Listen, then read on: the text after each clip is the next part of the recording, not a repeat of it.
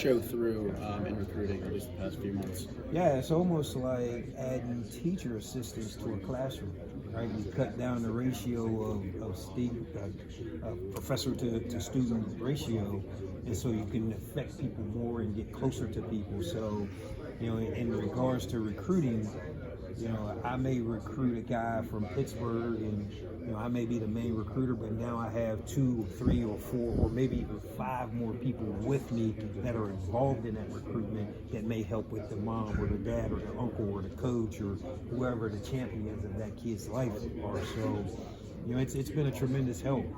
Like the more resources that we have, we're just utilizing those guys, and we have an unselfish staff. No one's looking for the reward of saying I got that guy. They're just looking to get that guy in this building because we know great players help us win, and winning kind of makes this place thrive. And I have one more. James talked about Bob Polko and how he was added recently. I know you guys both have deep Western Pennsylvania ties. What's the ceiling for what you guys can accomplish in this state? Yeah, you bring in one of the all-time winningest coaches in Pennsylvania history. He's a tremendous resource and asset. He brings a lot of wherewithal, championship caliber mindset. He's dealt with all types of positions and people, and we're just excited to have him here, and it strengthens us in the state of Pennsylvania. Obviously, he's a Western PA guy, so that gives us an overwhelming presence there. But we're going to tap into his mindset, his championship mindset, and just bring out all the good things that he's done all over his course of years, and he's a great asset for us. To follow up on that, obviously Bob was at West Allegheny, my alma mater, while you were at Gateway. Did you guys have much of a relationship back when you were both head coaches in the Whitfield? Yeah, I've known Bob for forever. So, he's been around. He's been a great coach that's in the area, and legendary. If you're from Western PA, you will clearly know who he is. We've had a great relationship. I was part of him coming here, and we've had several talks, and this has been ongoing for a few years too. So it's finally the right time for him, and we're just happy to have him here.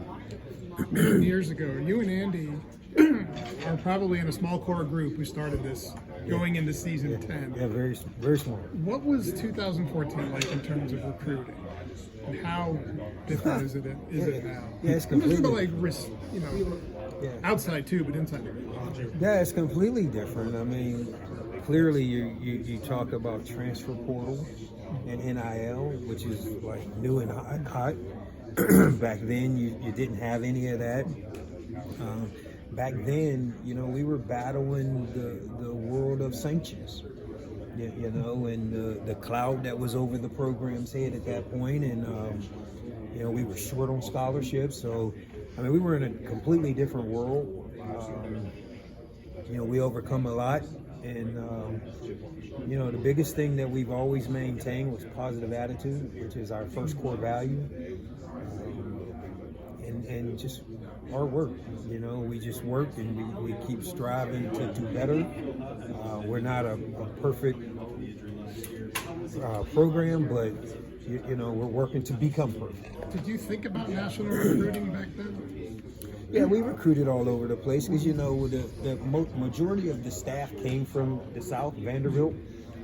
So they had those SEC ties, and so those guys, that's how we got like a Grant Haley out of Atlanta, and many other guys from the South. So we were already recruiting there, and we just kind of continue to expand, and really the whole key is go where the right fits are, and wherever they are, we have to go get them.